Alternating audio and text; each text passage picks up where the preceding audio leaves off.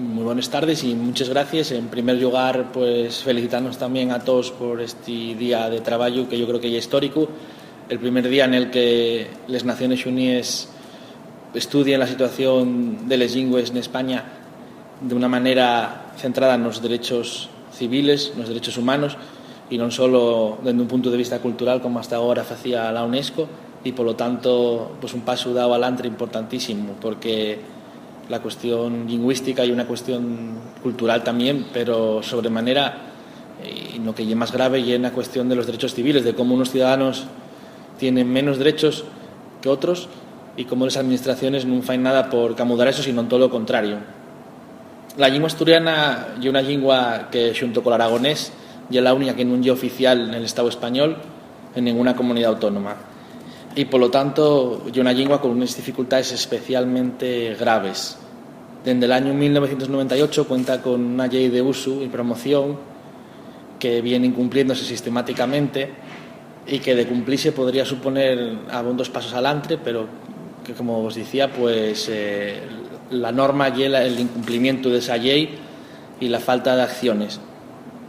Si hay acciones, y precisamente en contra por parte del propio gobierno asturiano y por parte del gobierno español, por supuesto. Mismamente este año, con los pocos meses que llevamos todavía, pues tuvimos de nuevo la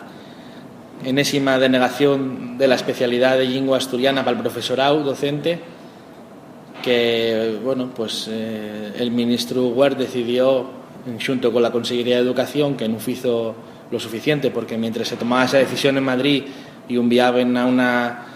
asesora de segunda, pues la Consellera de Educación estaba en Nueva York viendo a la Orquesta Sinfónica del Principado, una gira. Por lo tanto, parece que el tema no importaba tanto, como decía. Prueba de ello es que poco después anunciaban el cambio de toponimia de algunos concellos, de uno de los concellos que pasaba de tener el nombre, después de muchos años de haberlo modificado, pasaba de tener el nombre solo en asturiano a estar en bilingüe, ¿no? Otra de los grandes de los grandes ataques de los últimos meses pues fue el anunciar la consellera que a partir del próximo curso les horas de la asignatura de lengua asturiana en bachillerato, que es una asignatura optativa, pasarían de 4 horas semanales a 1 hora semanal, recortando un 75% el tiempo lectivo.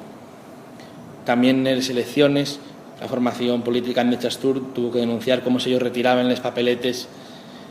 por estar redactadas en asturiano, impresas en asturiano. Estos son algunos de los amuesos de lo que viene pasando en Asturias, donde, como datos positivos, sí podemos hablar de una mayor percepción cada vez de la sociedad sobre su propia lengua, un uso cada vez más importante por parte de empresas, asociaciones, colectivos y entidades, y unos datos que nos dan las encuestas de un sofito a la oficialidad de la lengua asturiana de más del 60%, que se ve acompañado también con unos resultados electorales que en estas últimas elecciones dieron unos 17 de 45 diputados a formaciones que sofiten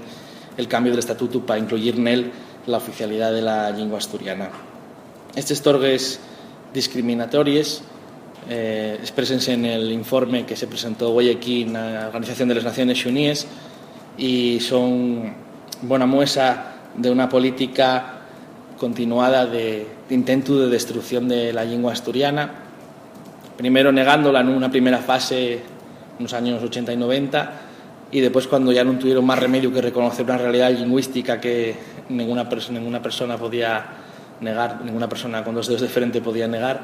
después de ese negacionismo de la propia existencia, después vino pues este tipo de políticas supuestamente de promoción que en realidad son pues planes de normalización que no se lleven adelante, que nada más que se presenten pero después no se cumplen, direcciones generales de política lingüística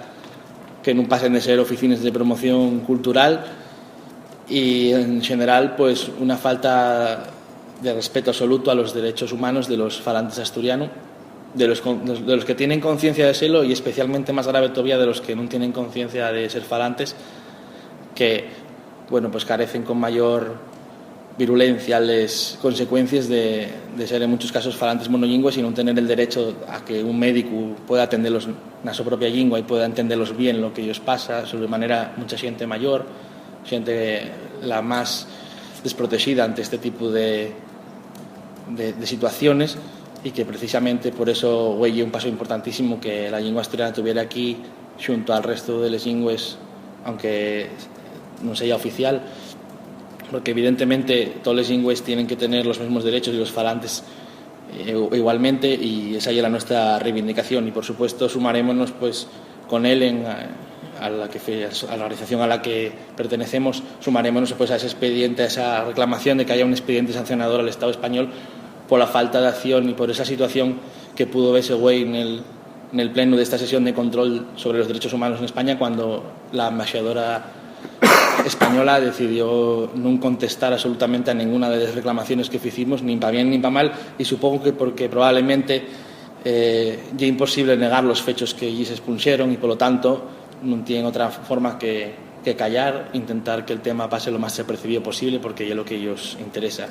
Y agora quería deixar que dixera unas palabras a mi compañera Marisa Bordallo. Gracias, nada más para añadir a las palabras que acaba de decir mi compañero Ignacio Galán. Nosotros estamos aquí fundamentalmente pues, humanos a lo que se está pidiendo desde él. Pedimos para Asturiana la oficialidad porque hay un derecho, y estamos precontentos de que güey el Concello del Alto Comisionado de Derechos Humanos de las Naciones Unidas, que Asturiano tuvo su momento y la su representación, porque no hay derechos humanos ni de primera ni de segunda. Pues es un concepto que engloba montes estalles, entre ellas las lingües, como es el caso de güey. Y también queríamos sumarnos a darle la enhorabuena a Ferran por su intervención, a todos los compañeros de él, y gracias a él por acercarnos y darnos voz.